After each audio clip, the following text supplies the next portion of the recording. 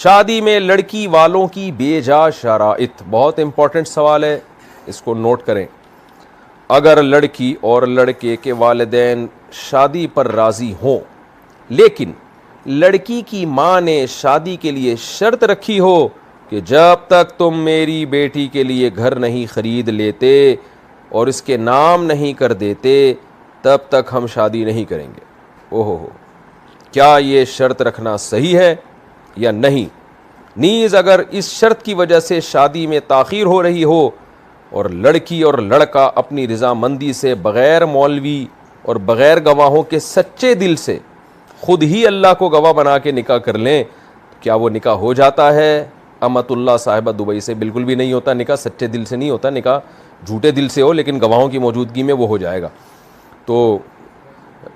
پہلی بات تو یہ ذہن میں رکھیں، نکاح کے لیے گواہوں کا ہونا ضروری ہے۔ رہا یہ مسئلہ کہ لڑکی والوں نے بیجا شرط رکھ لی ہے، لڑکی کی اماں نے درمیان میں مسئلہ خراب کیا ہوا ہے، دیکھیں اصول تو یہی ہے کہ شریعت میں نکاح کو سادگی سے کرنے کا حکم دیا ہے۔ اعظم النکاح برکتاً ایسرھا مؤونۃ، حدیث میں آتا ہے کہ سب سے زیادہ برکت والا نکاح وہ ہے جس میں خرچہ سب سے کم ہو، سادگی کے ساتھ ہو۔ تو مشورہ تو یہی ہے لڑکی کی اماں کو کہ آپ یہ شرطیں نہ رکھیں، مشورہ میں یہ دے سکتا ہوں، لیکن یہ شرطیں رکھنا ناجائز بہرحال نہیں ہے۔ وہ ایک گھر کی شرط کیا، وہ اگر آپ سے کہیں کہ مجھے 1000 گز کا بنگلہ چاہیے، بنگلہ لکھ کے دو گے تو میں اپنی بیٹی آپ کو دوں گی، تو ان کے لیے یہ بھی جائز ہے فی نفسی ہی، یعنی بذات خود۔ آپ کیا کریں گے؟ آپ بولیں گے پھر ہم یہاں شادی نہیں کر رہے، آپ نہ کریں، کیونکہ جیسے لڑکی والوں کی، جیسے آپ کی مجبوری ہے کہ آپ کو ایک عدد بیوی چاہیے، تو لڑکی کے والوں کی بھی مجبوری ہوتی ہے کہ لڑکی کی اماں کو ایک عدد اچھا داماد چاہیے۔ تو اگر وہ لڑکی والے یہ سمجھ رہے ہیں کہ آپ اچھے داماد ہیں تو وہ ایسی شرطیں لگا کے خود ایک اچھا رشتہ اپنے ہاتھوں سے گنوا رہے ہیں۔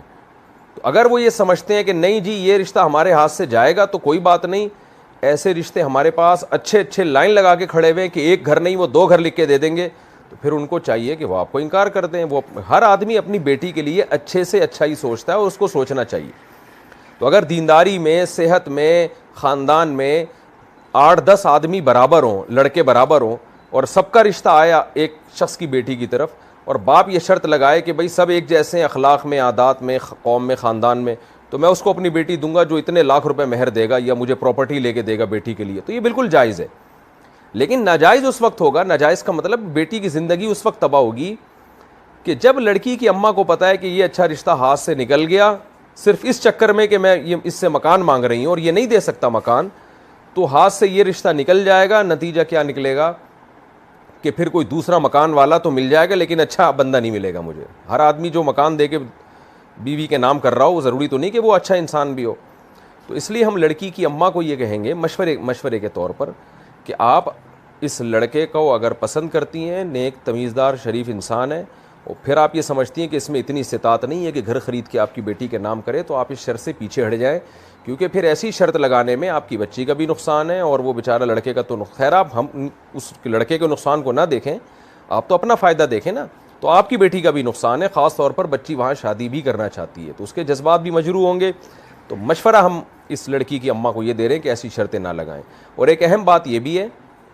کہ شریعت نے لڑکی کی شادی کا ولی اماں کو نہیں ابا کو بنایا ہے، ابا نہیں ہے تو بھائی کو بنایا ہے، تو ابا کی جو شرطیں ہوں گی وہ قابل اعتبار ہوں گی۔ تو اس لیے اماں کے بجائے یہ دیکھیں کہ لڑکی کے ابا کیا کہہ رہے ہیں۔ ابا اگر یہ شرط لگا رہے ہیں تو میں آپ کو مشورہ دوں گا آپ پھر یہاں شادی نہ کریں، آپ کہیں اور شادی کر لیں۔ اور اگر ابا یہ شرط، ابا کو پٹھائیں، یعنی پٹھائیں کا مطلب سمجھائیں ابا کو کہ بھئی میں کہاں سے دوں اور اتنا اچھا میاں آپ کی بیٹی کو کہاں سے ملے گا، ان کو سمجھائیں اگر ان کی سمجھ میں آتا ہے ٹھیک ہے، نہیں آئے تو بھائی ان کی بیٹی ہے، وہ اپنی بیٹی کے لیے اچھے سے اچھا ہی سوچیں گے۔ باقی رہا یہ مسئلہ کہ